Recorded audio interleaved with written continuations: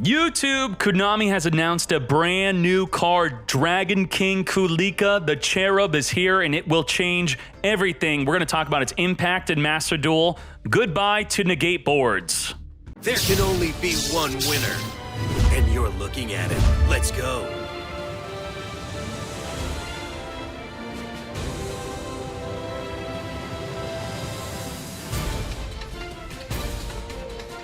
Let's talk about the effect of this card. It is just like a Kaiju, and you all know about Kaiju.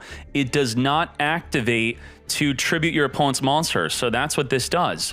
This cannot be normal summoned or set. It is a level 1 fire. It is a fairy, and I'll talk about the relevance of that. You special summon it by tributing all of your opponent's monsters, with the downside being that they had to have activated their effect this turn while they were in the opponent's monster zones. Not main monster zones, so it will count the extra monster zones, just opponent's fields. They had to have activated their effect, and then this could tribute all of the monsters on the fields that have activated their effect, and it will gain 1500 attack per tributed monster on this summon. So if you tribute 2 monsters, this will become 4500 attack. And during the end phase, you could target 1 monster that you tributed in your opponent's graveyard and steal it. A big impact of this card is being able to search it with Sanguine. So with Sanguine, if this card is sent to the graveyard, which you could just normal summon Sanguine, and then you could Almirage on over the Sanguine, that will trigger the Sanguine to search for this card, but the card cannot be activated, but it does not activate from the hand. It will tribute the entire field. Now, it's up for discussion if the effect to gain 1500 attack is a trigger effect, if it activates. If you speak Japanese, you could tell me. We know for sure that the target of monster in your opponent's graveyard during the end phase, that does activate. It will not be activatable, but will it gain 1500 attack times the cards retributed after searching with Sanguine? Not for sure do we know unless we have a really good Japanese translator.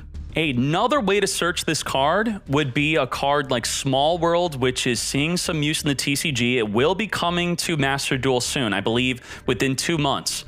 So how to use Small World versus a card like this. To use Small World, you're going to have to reveal a monster in your hand that will then reveal a monster from your deck that shares the same type, level, or being fire. So for example, if you are playing Effect Veiler, let's talk about this, ready? If you're playing Effect Veiler, what you could do is you could reveal a spellcaster in your hand, then you banish Effect Veiler from your deck, and then you search for this Kaiju that summons onto your own field. So that would be another way to search it. Small World, Sanguine, those are 2 cards that could help search for this card. Even better and more impactful at Small World is if you have a card similar to your Ash Blossom, which everyone's playing Ash Blossom, you banish Ash Blossom from your deck with Small World, and then you search for the Kaiju Negate. So being able to search with Small World and Sanguine by revealing an Effect Veiler or revealing an Ash Blossom from the deck, that is nuts. Now let's talk about the impact of this card on the tier list. We have the Sanguine that could search it. We have the Small World that could search it. How is this going to impact the tier list? Is this a card that you could put in any main deck and it will be worthwhile to play? Will it be dead against a certain deck?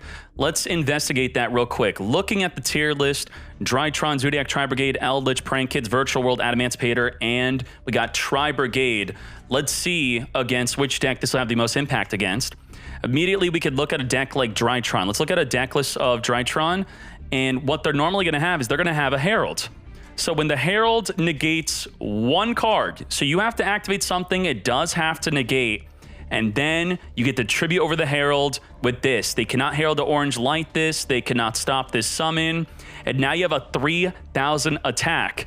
And what's hilarious is now during the end phase, you get to steal your opponent's Herald. But the benefit of Herald's only going to be if you have fairies in your hand to discard to activate its effect. What are popular fairy-type monsters that you could maybe have after you steal their Herald? So the popular main deck fairies, is there anything that you would be main decking? If you play Artifact Lancia as a good card, generally just a good hand trap, then you can now discard Artifact Lancia to negate with your Perfection. If you're playing a Madolche deck or a Despia deck, stealing the Herald of Perfection, holy moly. So being able to tribute over Herald of Perfection and then steal it and then use it with your Fairy deck or Artifact Lancia, that is going to be nuts. Now let's look at Zodiac Tri-Brigade.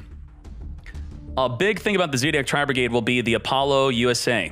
So they will get Apollo USA out on you after they negate one time with the Apollo USA, and also you could bait them to use the Omen. So if they're able to negate a monster effect and then Omen banish one card you control, I know you're already losing a bunch of cards, you then get to whip out your monster. Dragon King Kulika, the Cherub, come forth. It's going to be 4,500 attack. 4,500.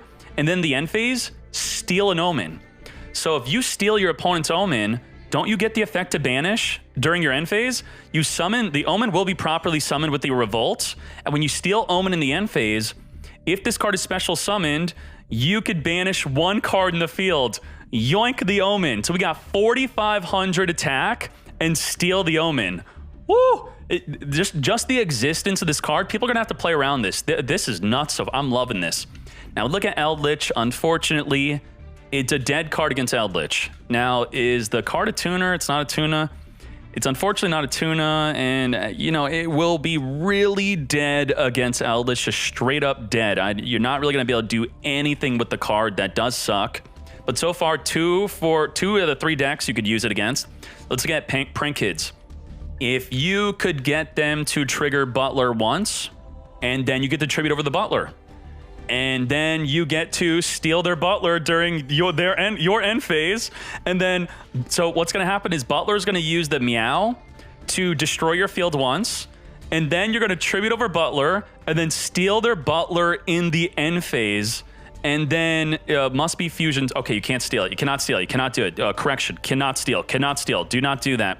TCG, you could try it though, but maybe they'll let you. So the unfortunate thing about Prank Kids is we will not be able to steal the Butler, but we could tribute it, stopping the second activation. Okay, what about Virtual Worlds? True King of All Calamities.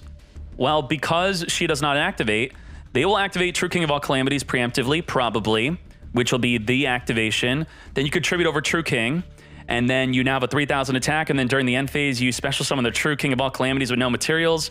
Not really a big deal, but it does at least put a 3,000 attack monster on the field, and the True King of All Calamities is kind of dealt with. So kind of a weak interaction here. You probably would... The main thing to think about this card is, are we playing it over Droplet? You tell me.